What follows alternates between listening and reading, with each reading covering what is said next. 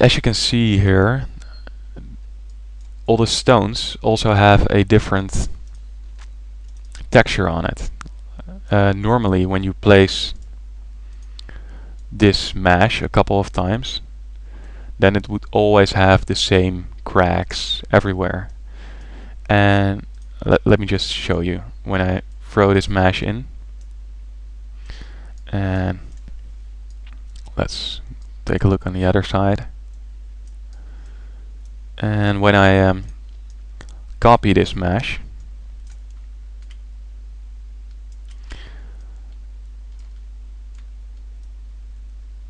and let's see.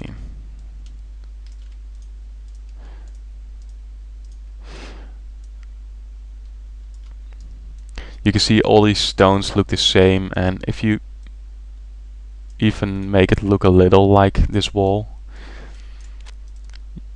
you can see a lot of repetition in here. And if you look at my wall, it doesn't have that. Sometimes you see a similar crack, but most of the time you see different cracks. And that's all done in the material editor.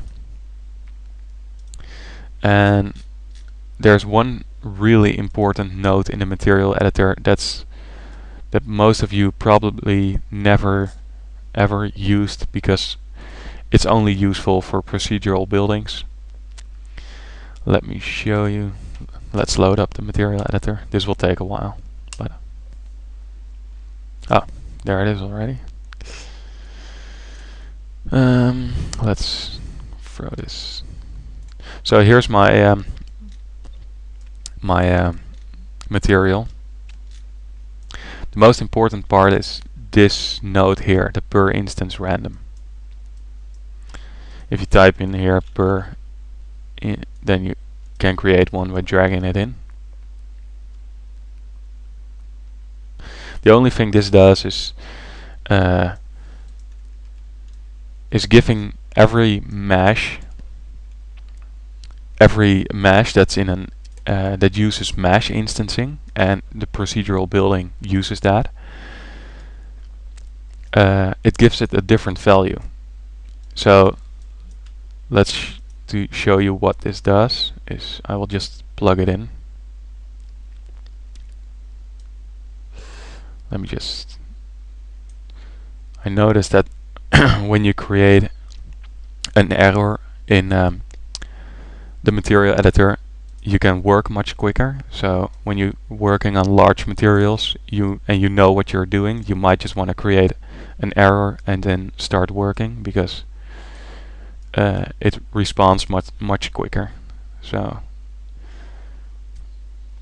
okay, so here we can see it's just red, and I will just put it in a emissive, then you won't see any light differences.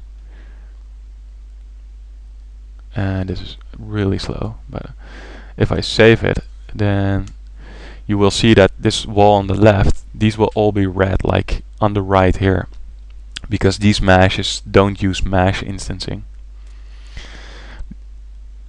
But the procedural level does use that. So when we take a look at you, we'll see that some areas are bright red and others will be dark red. Okay, so here we have it. These are all the same color. Everything is red. And these one here, you can see some are red, darker red, and it just gives a random value between 0 and 1. And yeah, you might think, why is this useful in any way? Well, I actually offsetted the texture with these random values, and I also made it brighter and darker, so even if they have the same structure, like let's see here, texture scale, I have here the scale of the texture multiplied with the texture coordinates, and then I pan them, and the timer is a static value. This means it won't move.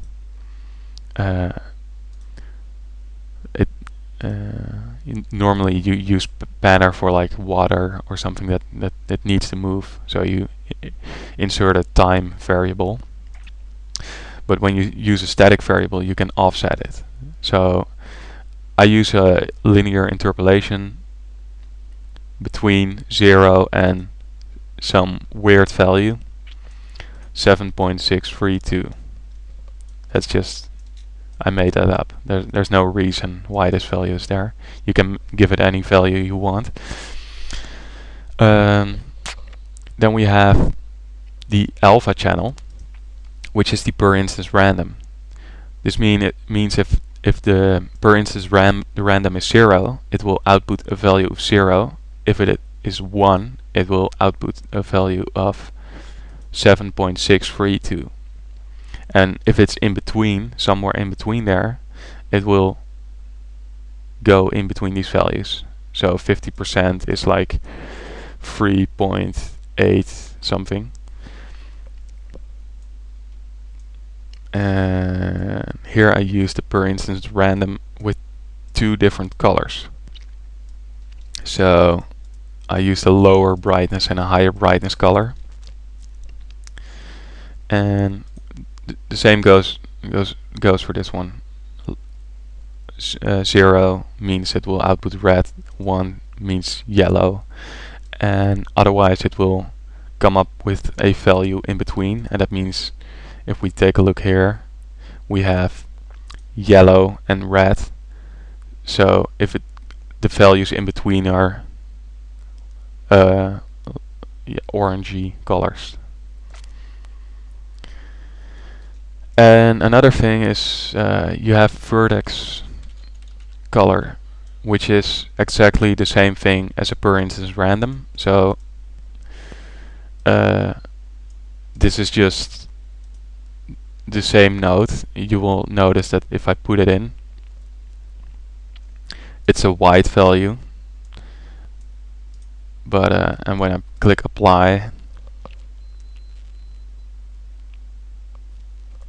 they will all become white, from white to black, so all some gray color. Let's see. But you can see here's a darker one and here's a lighter one, so this will become white and this will become dark, these two. The sad thing is about it is that the vertex color and the per instance random, they both output the same value. So these one were red and now they are white, and these one were dark and now they are still darker. So that's too bad, because sometimes you want multiple random values to change a lot of different stuff, but you cannot do that. It's just one random per instance.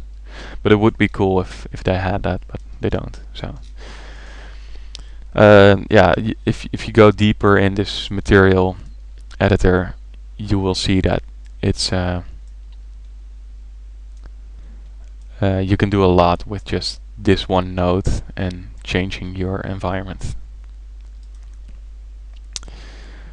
So now this looks ugly, but I will change that later.